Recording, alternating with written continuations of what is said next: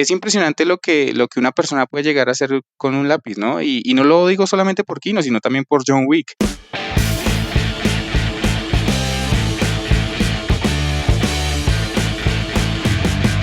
Esto es Alternativos.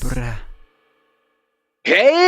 Sean todos bienvenidos a un nuevo episodio de Alternativos. En esta ocasión y después de mucho tiempo de estarle rogando para que apareciera por este estudio, nos acompaña hoy el señor Omar Hernández. Buenas tardes, Omar.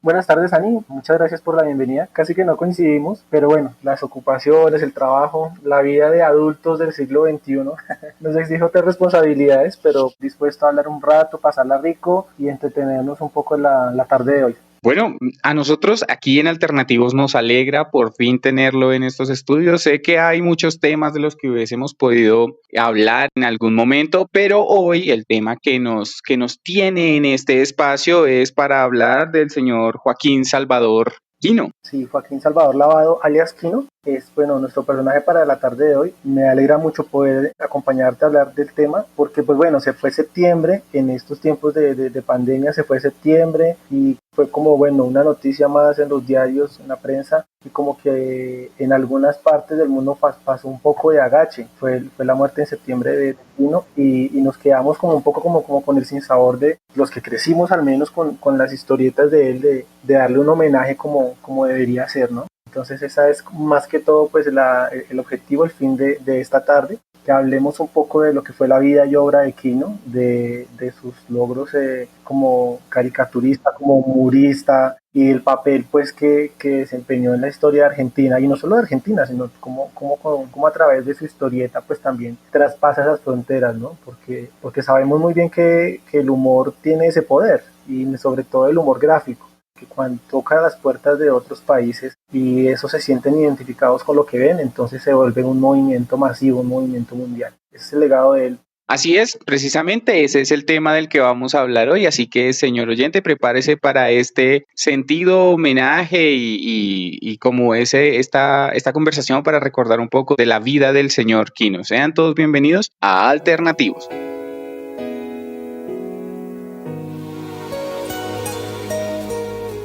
Bueno, pero ¿qué podemos decir del señor Kino, del señor Joaquín Salvador? Bueno, pues como persona, hablemos un poco de él, ¿no? Como persona, él nace en el 32, en Argentina, en una ciudad que se llama Mendoza. Eh, él tiene su apodo gracias a su tío abuelo, Joaquín Tejón, él fue un pintor, le da ese apodo y él se queda como Kino, toda la vida conocido como Kino, y es un apodo familiar que él además lleva como firma y como caricaturista.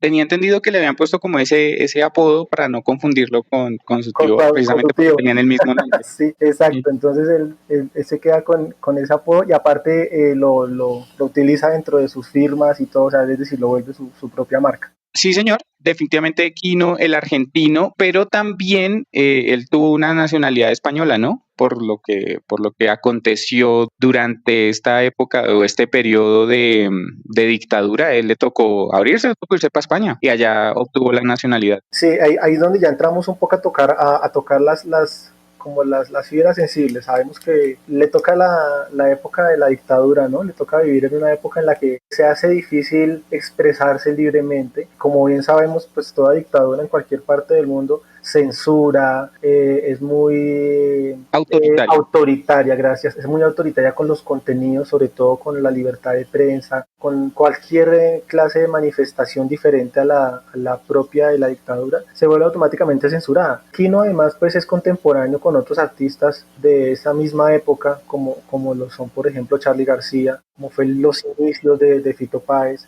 que, bueno, Charly García además tiene una manera muy sutil de evadir esa censura, porque él también tiene temas muy orientados a criticar la dictadura, pero él es un poco más sutil. ahora que toca el tema de Charly García, a diferencia de otros artistas que tuvieron que salir de América Latina en ese tiempo, el señor sí se quedó, Charly García sí se quedó Claro, haciendo arte, haciendo su música en sí, Argentina, pero pues llevándola a un nivel como medio caleto el asunto, ¿no? Como que seguía haciendo una crítica muy por debajo, pero pues bueno, digamos que en el papel del señor Joaquín, del señor Quino, no era tan fácil porque pues su humor siempre ha sido una cosa crítica, ¿no? Su claro. trabajo siempre ha implicado un carácter crítico frente a la sociedad y sobre todo a su forma de ver el mundo. Pero bueno, yo creo que devolvámonos un poquito antes de llegar a la fase de la dictadura. ¿Por qué? Porque antes de eso él fue, pues sí, él empezó su carrera como humorista gráfico, podría decirse, con la creación pues de ciertos trabajos para algunas publicidades y para prensa. Este hombre creó a sus 31, 32 años más o menos, creó pues a su personaje más icónico y pues uno se pregunta, a los 30 años, o sea, siempre, o sea, es como la mitad de la vida, pienso yo, pero crea algo que va a dejar un legado por el resto de la eternidad mientras las personas recuerden ese trabajo y ese trabajo al que hago referencia pues es precisamente Mafalda, ¿no? El señor Quino fue huérfano muy temprano de padre y madre, ¿no? Sí, Y creo que gran parte de eso se ve expresado en esa paternalidad con la que crea Mafalda. ¿O cómo lo ve usted? claro, o sea, bueno, hay varias cosas que hablar, digamos, en cuanto a la vida de Kino antes de llegar al punto cúspide que va a ser Mafalda, pues es la vida de alguien que conoce ese oficio, pero que se empieza a ganar la vida con pequeños trabajos, ¿no? Como nos toca a todos, finalmente que no tenemos, digamos, nuestra primera experiencia laboral, no tenemos como la manera de empezar a crecer, pero empezamos a dar pinitos en lo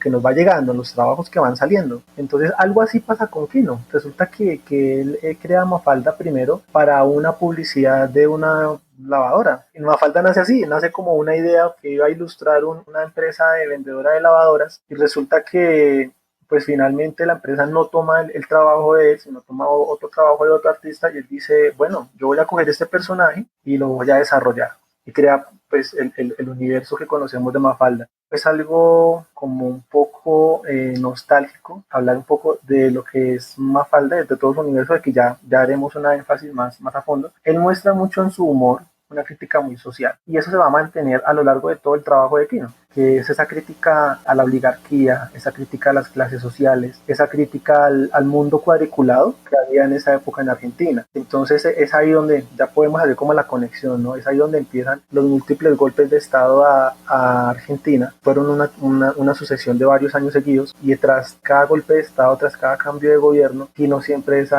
es inclemente, ¿no? Su crítica es muy fuerte, pero a la vez gusta mucho porque tiene una armonía, es bonita. Porque aparte de ser pues un humor muy político, sí, una crítica muy social, termina siendo algo muy global en la medida en que las condiciones que se pasan en ese momento en Argentina puntualmente tienen como una réplica en otros países del continente, de Sudamérica. Entonces, muchas personas empiezan a ver reflejado esa cotidianidad del humor que él maneja para sí mismos. Entonces empiezan a ver como ciertas similitudes y eso lo hace entrañable dentro de todo eso. Y es más, Mafalda empieza a ser creada, o sea, Mafalda fue creada en el 63, ¿no? Empieza a proveer una perspectiva como más global del asunto, de la forma de ver la vida, y eso mismo la lleva como a calar en muchas partes de Latinoamérica y a volverse algo inolvidable. Y lo importante ahí es que empieza a tener una perspectiva global en un mundo que aún no estaba globalizado, porque es un mundo distinto, es decir, Claro, desde el 63 acá,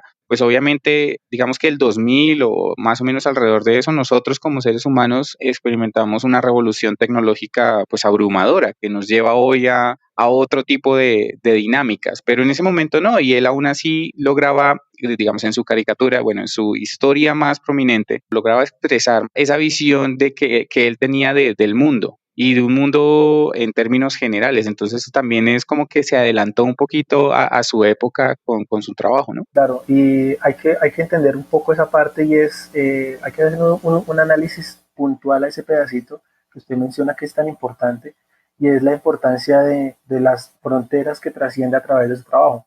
Claro, gracias en parte también a muchos escritores, a la prensa, sobre todo al movimiento literario, porque Quino además era muy amigo con Humberto Eco, que es la persona que le hace la primera introducción a la edición italiana para Mafalda. Los escritores y los periodistas a nivel de Latinoamérica se convierten en esa fuente de transmisión de la información y son los que hacen que en los diferentes países llegue Mafalda, ¿sí? Porque estamos hablando de que claro, ya cuando un trabajo hace tanto eco en Argentina, al punto de que él como humorista tiene que irse de ahí a España y desde ahí empezar a seguir haciendo su crítica y a seguir haciendo su trabajo. Entonces los escritores y los periodistas de Latinoamérica desean saber qué es lo que está pasando, desean seguir viendo esa perspectiva del mundo y consumen el concepto, el humor de Mafalda y de todo el universo de Quino, que además parte de la magia de su trabajo es que la mayoría de historietas, digamos de los trabajos, compendios de él,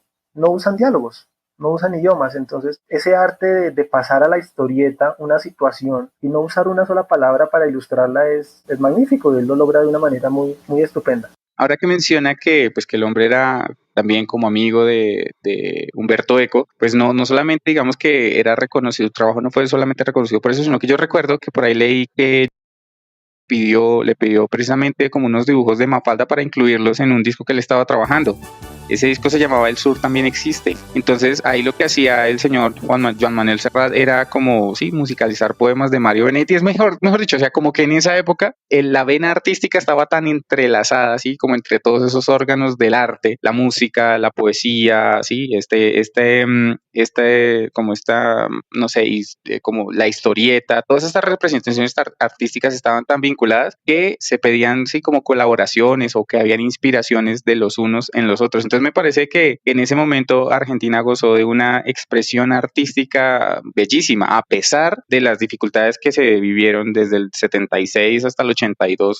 Ese fue el tiempo en el que más o menos estuve exiliado por lo de la dictadura en Argentina. Y me parece algo fantástico de que dentro de todo ese caos haya surgido algo que va a perdurar dentro de la cultura y lo general en términos de Latinoamérica, ¿no? Porque yo aquí no, o el trabajo de Quino, lo que es Mafalda, lo siento muy de la casa. Exacto, es que Argentina tiene algo y es que todas sus raíces artísticas siempre están muy asociadas. Entonces, es normal encontrar en Argentina que las diferentes expresiones artísticas estén muy asociadas entre ellas. Por eso la música protesta también tiene una vena muy fuerte en Argentina. Digamos, Piero también es de Argentina y él también tiene que vivir con el tema de la dictadura. Entonces, es normal encontrar esos cruces entre la música, el teatro, el arte escrito y el arte gráfico. Argentina también además es caricaturista por tradición. O sea, hay muchos escritores, hay muchos humoristas que también venían haciendo trabajos gráficos en Argentina por tradición durante años. Entonces es normal de encontrar esos puntos de unión, y sobre todo cuando hay una dictadura donde la manifestación artística tiene un peso tan fuerte, porque pues no sé, uno a veces diría de manera despectiva que no es tan trascendental o que no logra un impacto tan fuerte como para tumbar un imperio. Y resulta que sí,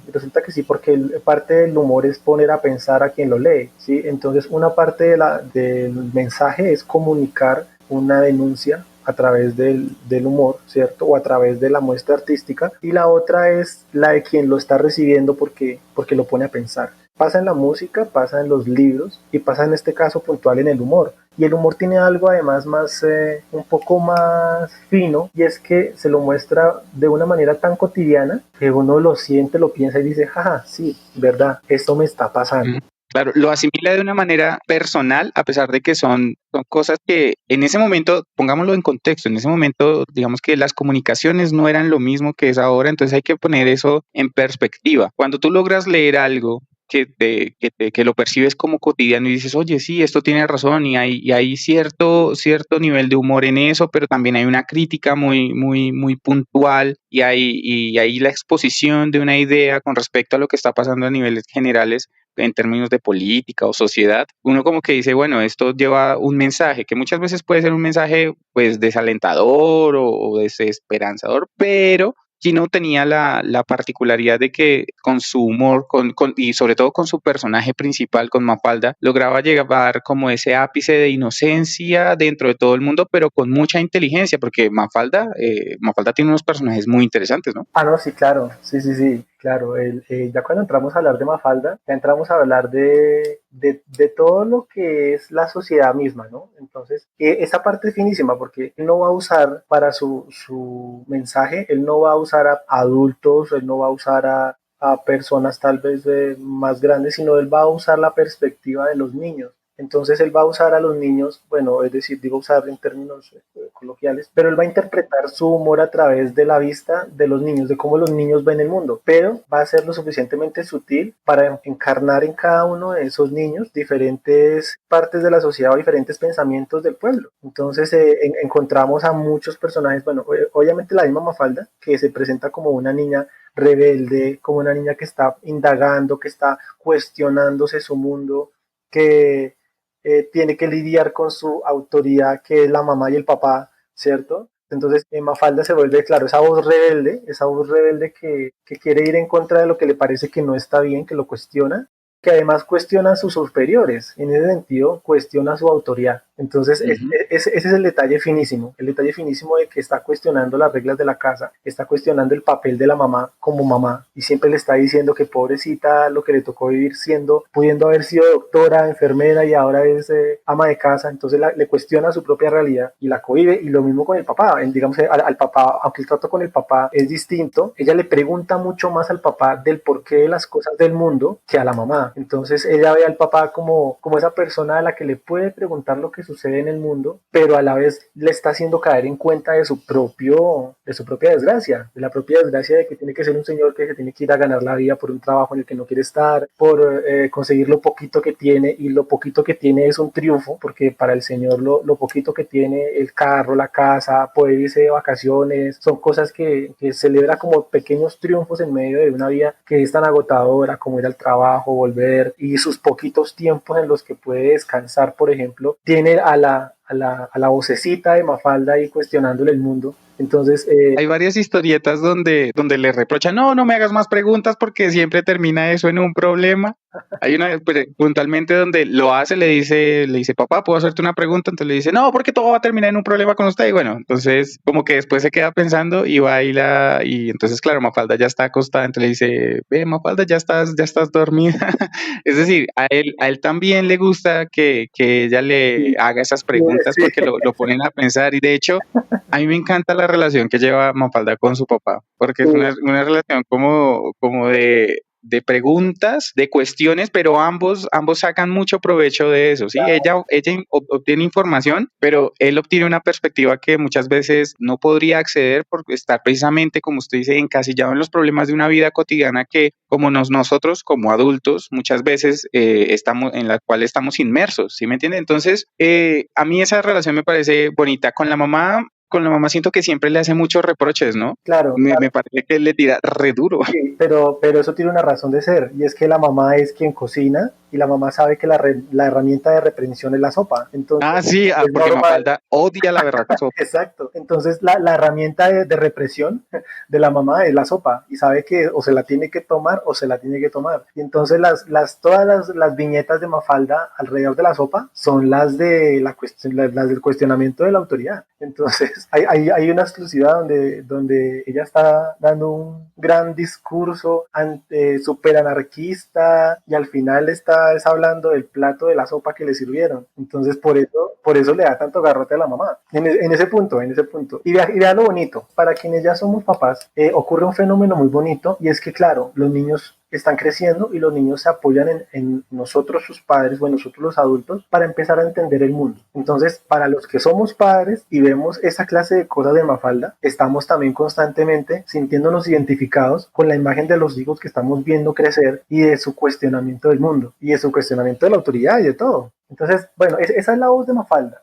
A raíz de esa comunicación nace ya los demás personajes, lo que es Susanita. Que finalmente terminan siendo arquetípicos, más que estereotípicos, terminan siendo arquetípicos y bien definidos, que como que amplían la dimensión de alcance de la historia, ¿no? Claro. Entonces, bueno, usted hablaba de Susanita, ¿no? Ya, hablemos de Susanita porque a mí es un personaje que me encanta, que me parece que si Susanita existiera debería ser colombiana. A mí Susanita me parece sumamente prejuiciosa, chismosa, uy, me parece, o sea, a mí como personaje me gusta porque me parece interesante, pero a nivel, sí, como que siempre yo me pongo del lado de Mafalda. Hay algo muy bonito ahí, y es que a pesar de que ellas son muy distintas, ellas finalmente son amigas, y a mí ese mensaje me parece muy lindo, en la medida en que yo considero que independientemente de lo que puedan pensar dos personas, ¿sí? En corrientes de pensamiento, en dogmas distintos, aún así creo que podríamos llegar a consolidar una amistad si logramos respetar esas diferencias. Entonces creo que ahí ese mensaje es fundamental. Y pasa con sus diferentes amigos, pero con Susanita pasa algo particular, y es que el sueño de Susanita es ser mamá, es tener hijos, es servir a un esposo, es llevar la vida, digámoslo así, típica de la mujer pasiva, que no le preocupan los males del mundo, que no le preocupa la política, sino que todo el sueño de su vida es ser la ama de casa, es ser la que atienda al esposo, la que tenga los hijos, es el mundo idílico, el mundo soñador, el mundo en el que no se piensa en los problemas del mundo, en el que no se cuestiona nada. Entonces con Susanita pasa eso, y claro, ellas tienen muchos choques. Susanita además tiene algo, y es que no sé si usted ha notado, hay un detalle, y es que Susanita está muy metida en las novelas y muy metida en la televisión, y esto pasa también mucho en la infancia de los niños de ahorita, bueno, de los últimos años hacia acá, porque obviamente ahorita hay una invasión tecnológica distinta, pero en los niños de nuestra generación pasaba mucho eso, que las niñas también veían novelas y se alimentaban de ese sueño de ser cenicientas rescatadas por un príncipe, y se alimentaban mucho de lo que la televisión vendía. Entonces el mundo que Susanita conocía o el que ella quería construir estaba muy asociado al de las historias que ella veía en televisión, ¿sí? Y sigue con ese ideal. Además, ella también es un poco egoísta, es un poco como rencorosa, tiene como ese arribismo, ¿no? De querer ser más también. Esa es la palabra que estaba buscando para definir a este personaje, creo que es arribista. Ajá. Pero bueno. No, y su estilo. Ya te cuenta el estilo que tiene, ese pelo así como todo, Sí, tipo como... Doña Florinda, como todo ondulado.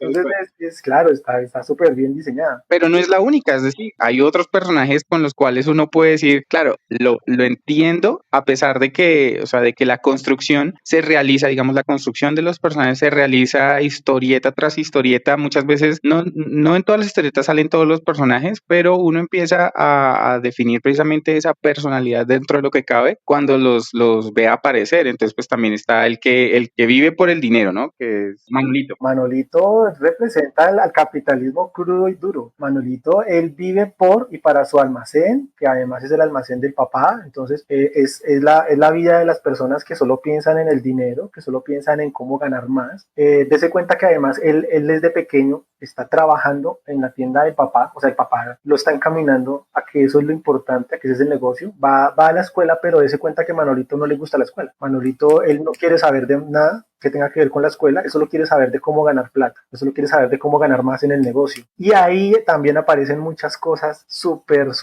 referenciadas a las situaciones de la economía de Argentina. Cuando el almacén no han llegado los insumos, que tiene que vender los insumos rancios, que tienen que cambiarle las fechas de vencimiento para venderlos. Y hay historietas sobre eso donde están vendiendo cosas rancias, donde están haciéndole la mala jugada al cliente, que eso pasa también mucho. A veces uno ve, bueno, al menos cuando uno era más pequeño, que lo mandaban a hacer un mandado y no se lo mandaban por carne, y el de la fama le vendía a uno puro gordo porque sabía que uno era un niño que hacía un mandado.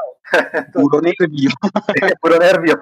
Entonces, eso pasa mucho en las viñetas de Manolito, que es la avaricia cruda y dura y hay que ganarle como sea. Entonces me llama la atención cuando Susanita se encuentra con Manolito, porque Manolito viene a ser también como el hombre que desea a Susanita. ¿Sí? Entonces ella va en medio de su niñez también va buscando, va perfilando cuál es el esposo ideal para ella. Entonces ella ve a Manolito como el prototipo de esposo ideal, porque se está ganando la plata, porque no le va a faltar nada, porque sus hijos van a ser bien mantenidos. Entonces esa relación dual de esos dos personajes es muy interesante, y claro, y él solo piensa es en la plata, en lo vivo, es la viveza, ¿no? Que yo creo que nos resulta entrañable en la medida en que nosotros, como, pues sí, dentro de nuestros círculos personales, podemos encontrar personas así.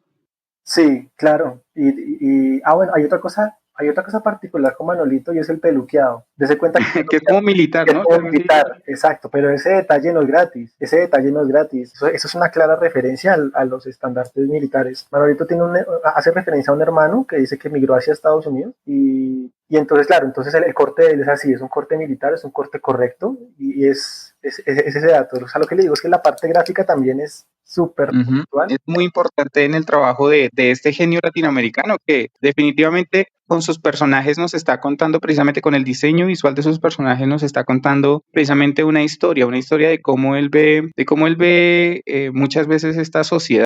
Y como la misma sociedad es, como es misma. Dese cuenta, por ejemplo, Felipe, que es otro de los personajes amigos de Mafalda. Felipito es el niño soñador, es el niño que le toca hacer lo que le toca hacer, pero no es lo que quiere hacer. Él vive en su mundo de fantasía también, pero él está constantemente chocando entre lo que debe ser porque la sociedad le pide ser y lo que él realmente quiere ser. Pero cuando él llega a cuestionarse lo que realmente quiere ser, tampoco lo define. Entonces es ese soñador que está ahí como queriendo ser un día el llanero solitario. Cuando ya aterriza a su realidad se da cuenta que está en el colegio, que está haciendo tareas, que no es el llanero solitario, pero tiene esa dualidad, sí tiene esa dualidad de su mundo soñado y de su realidad. A Manfelipe siempre le falta un centavo para el peso. Él nunca logra terminar algo, nunca logra terminar la tarea. Él es el que más procrastina. Yo creo que eso que él es el procrastinador de Mafalda. Él nunca termina la tarea, siempre aplaza lo que tiene que hacer, lo deja de últimas. Solo quiere vivir como en ese mundo soñado.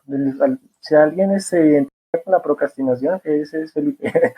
Ese es A mí me gusta Felipito, pero me gusta, creo que me gusta más Miguelito, no sé, es como más, no sé, me parece un personaje sumamente singular dentro de esa historia. Creo que para mí Mafalda se roba toda la atención, es decir, ella es la prota indiscutible. A mí me gusta que de todos los personajes, tal vez con el que ella comparte más ideas es con Miguelito. Miguelito se vuelve también como ese aliado al que ella le está haciendo ver el mundo, pero también es el más cercano, el que siempre está invitando a la casa más que a los demás, con el que siempre está jugando, con el que están sentados en el andén. Entonces es como ese aliado, como ese amigo que está llevando a las aventuras, como el que está ahí siempre a la par, ¿sí? Con ella. Pero a mí de todos los personajes, el que más me gusta a mí es Guille, que es el hermanito menor. El hermanito menor, no, ese bebé es, o sea, a mí es el personaje que más me encanta porque se le salta las normas, se le salta las reglas. Él se cuestiona todo y eso me gusta mucho, es que es esa curiosidad innata que deberíamos conservar todos. Sí, y sabe qué pasa con Guille además, que es que Guille tiene doble problema, porque es que él lidia con el problema del hermano menor. Entonces el hermano menor tiene dos beneficios, que o es más consentido que el hermano mayor, o sufre la doble autoridad, que es la autoridad de los papás más la autoridad del hermano Ujú. menor. Y eso está súper bien retratado, Y del hermano. claro, cuando Ajá.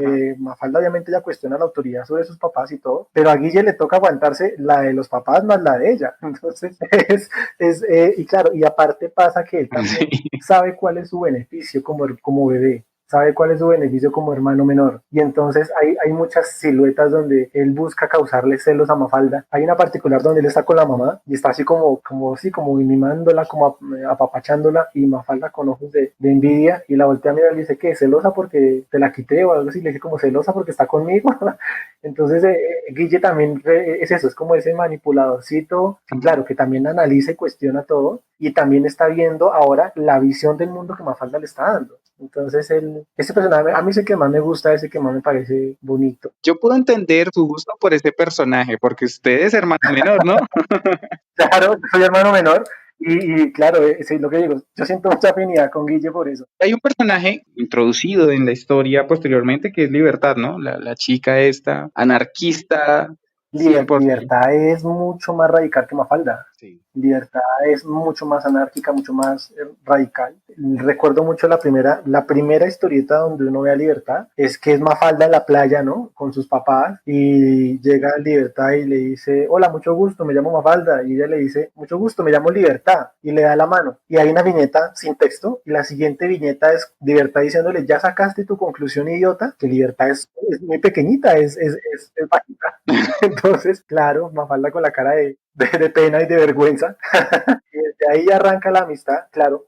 Cuando se encuentra Libertad con Mafalda, pasa que también chocan en buen sentido, porque Mafalda le da mucha pita a Libertad y Libertad es mucho más radical. Entonces va mucho más en contra, digamos, de los pensamientos de Manolito, de Susanita. Entonces cuando Libertad se encuentra con ellos, tiene mucho conflicto. Sí, pasa ahí en esas viñetas y ya empieza cuando, bueno, después de esas escenas de la playa y empieza Libertad a entrar a la escuela, a conocer a Manolito, a Susanita, a Felipe, empieza a ver que empieza a chocar con ellos mucho. Obviamente, como usted dice, y termina pasando, que terminan siendo finalmente amigos, que terminan siendo, pese a las diferencias que puedan tener, conservan esa amistad. Y eso incluso pasa con los niños, o sea, pasa mucho con los niños porque así es. Uno ve a los niños que pelean, que se agarran por un juguete, que se agarran por un libro, pero al final, después de todo, pueden entenderse, pueden jugar, pueden solucionar sus diferencias, incluso llegar a tener empatía y amistad.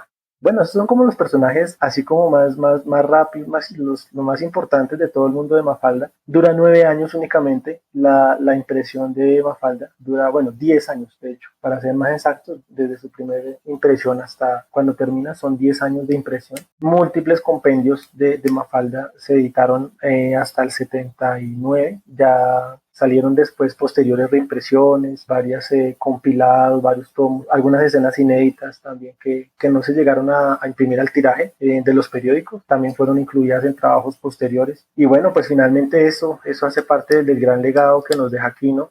No sé, yo pienso que cuando las personas tengan esa intención de cuestionarse la realidad, de querer luchar por algo o de querer entender lo que está pasando en el mundo, siempre es bueno irse a las historietas de Mafalda o irse a la forma de ver el mundo a través de los ojos de Quino. Definitivamente es que el gran trabajo de Quino o el más representativo ha sido esta historia que es recomendable que que cada persona que tenga la posibilidad de leerla precisamente lo haga, que obviamente se ubique en contexto a pesar de que sigue siendo muy, muy relevante todo lo que ocurre en el mundo de Mafalda y su visión del mundo, lo cual suena un poco raro, pero así es. Es impresionante lo que una persona puede llegar a hacer con un lápiz, ¿no? Y no lo digo solamente por Quino, sino también por John Wick, pero en este caso lo digo porque definitivamente él logró crear un mundo en el que pudo a través de sus personajes dar su perspectiva de cómo lo veía y ejemplificar y representar gran parte de cómo veía y lo que es finalmente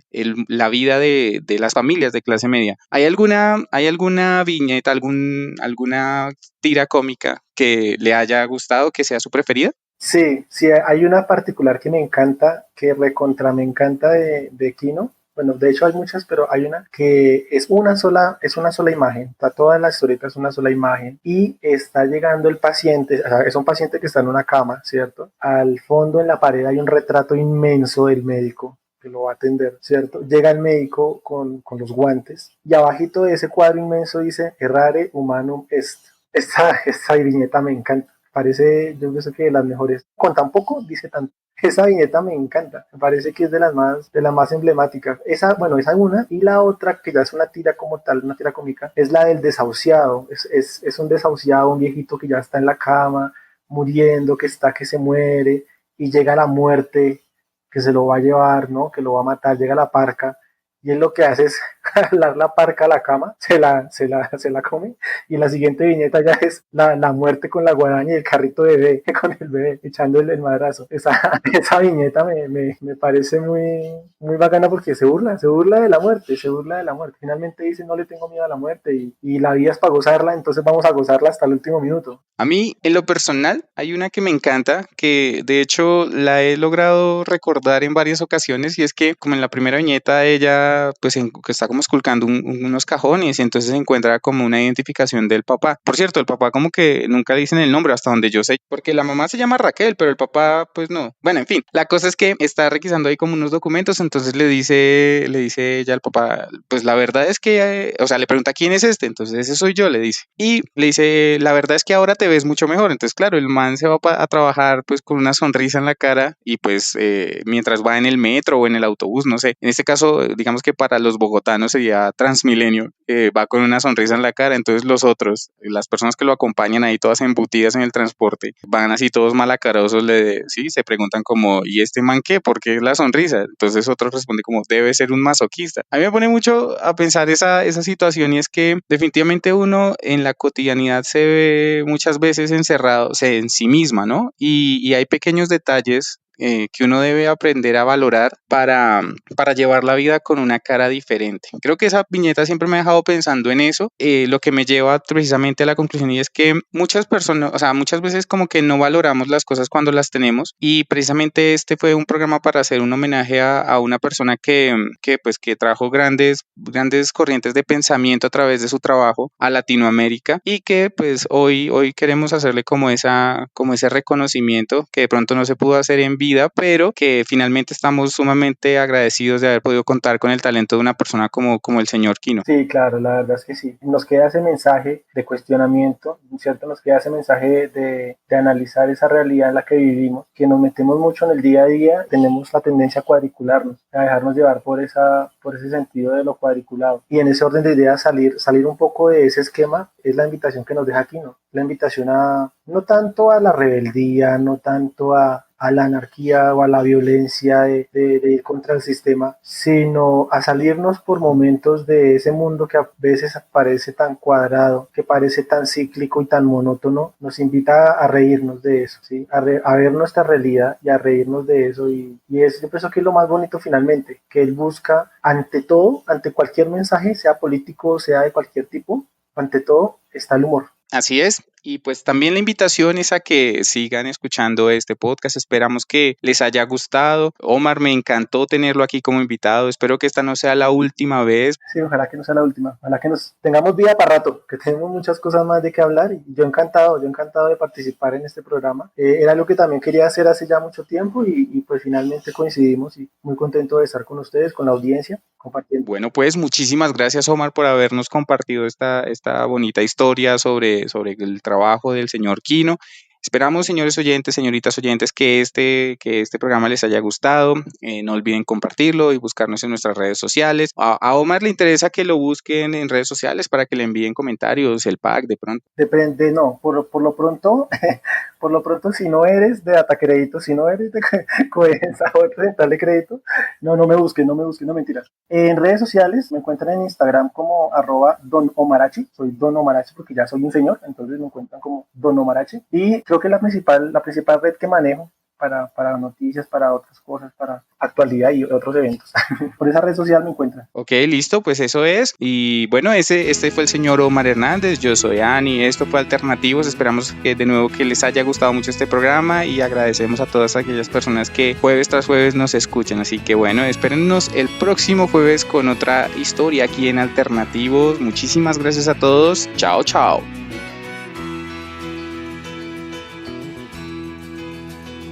Ayer se fue, tomó sus cosas y se...